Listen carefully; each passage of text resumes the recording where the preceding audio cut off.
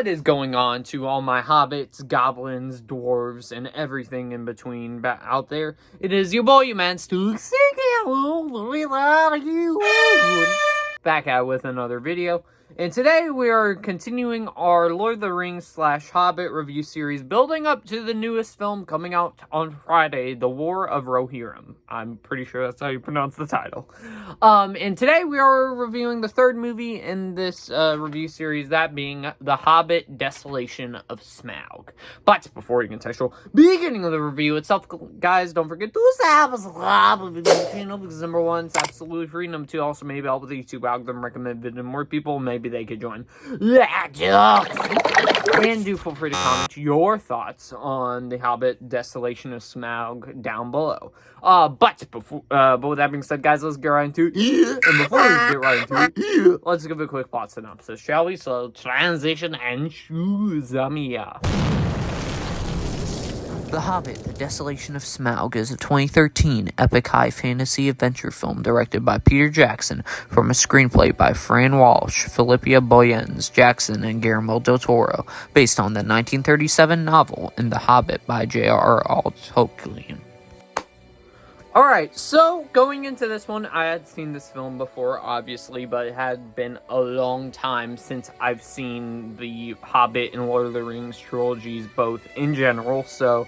And originally, I wasn't really too fond of the Lord of the Rings not Lord of the Rings, sorry, the Hobbit trilogy. I wasn't too fond of those. I thought those were kind of like the Fantastic Beasts of the Lord of the Rings franchise. And for those who did not see my Forbidden Journey review, I actually warmed up to that movie quite a bit, and it kept me intrigued and going like, maybe am I gonna warm up to all the other movies in this franchise too? Well, let's just find out. Alright, so starting off with the review here, we always start off with the good, and the best thing I can say about this movie is Smaug as a villain. I mean, come on, the dude's name is literally in the title of the film, so you can't really mess a villain up if his name is really in the title of the film, and I think the CGI work is really good for Smaug in this. So they overall did a really good job at making him feel like a powerful and dangerous threat. As well, Benedict Cumberbatch in here voices our particular dragon, that being Smaug, and he does a great job at voicing him and doing the motion capture for him as well. He does a really good job in here, so, and maybe he could do some more motion capture, work to catch up to Andy Serkis possibly in the future. Another good in here is the action sequences. The two sequences that come to mind are the scenes with the spiders and the barrels. I think both of those are awesome. The spiders is more like intense sort of awesome, but the barrels is kind of like ridiculous awesome, where you kind of just can't help but laugh at how ridiculous and over the top it is, and it's quite fun. Another good in here is the use of Legolas, which I've heard from the books Legolas is not in the actual Hobbit story, but however, when they incorporate him into this prequel trilogy, I think he is fit in quite well with the stories built out through this trilogy, with the old relationships he's had that we never got to see with Evangeline Lilly's character and Lee Pace's father. Also introduced a new character in here that is played by Luke Evans, and his name is Bard, I believe. And also, he's a really solid character too, and I think they develop his character even better in the third installment of this Hobbit trilogy. And I think overall he was a very likable character, because I think for most of Luke Evans' leads, he is a very likable character, and he has this charm sort of to his character, and he does that yet again here, where he's just a family man, and you really care about him and his family. Also, I forgot to mention this for Harry Potter and the Forbidden Journey as well, and that is Peter Jackson's directing. Peter Jackson is just a great director. I think he's underrated. I think he's definitely probably my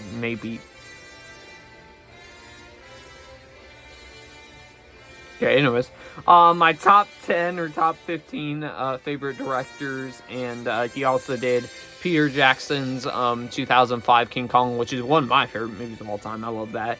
Um, and I think he did the original Lord of the Rings trilogy too, and he beautifully shoots things, and he does a phenomenal job here still. Also, another good as well is Lee Pace's new character, where, in this he is Legolas's father.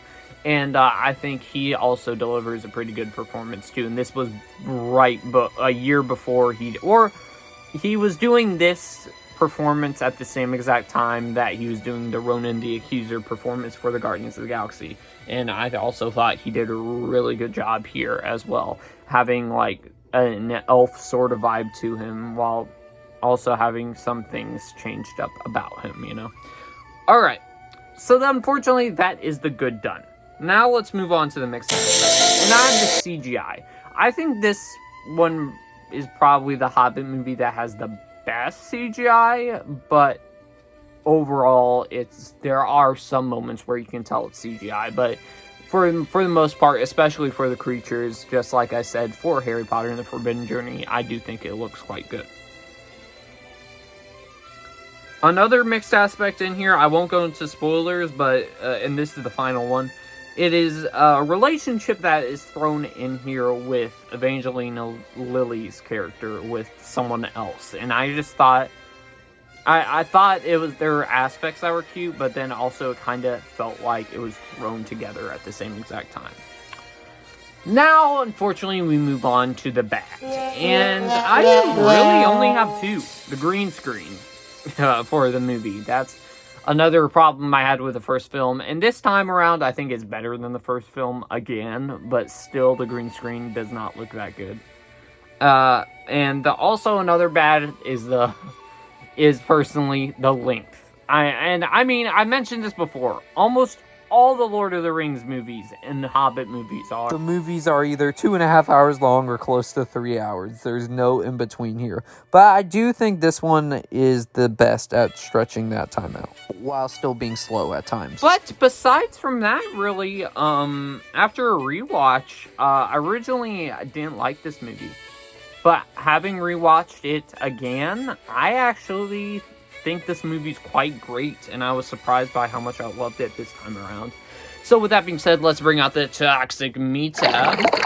And I will give this a not toxic, an A-, the first A- in the Lord of the Rings Hobbit franchise. I was surprised by how much I dug this one. So, ladies and gentlemen, that is just my thoughts on Hobbit, Desolation of Smaug. Be sure to let me know your thoughts down below, and also stay tuned for my other reviews in the Middle-earth franchise later today. The Hobbit in the Battle of the Five Armies review should be coming out, so stay tuned for that as well. But with that being said, guys, I'll see y'all next one, everybody.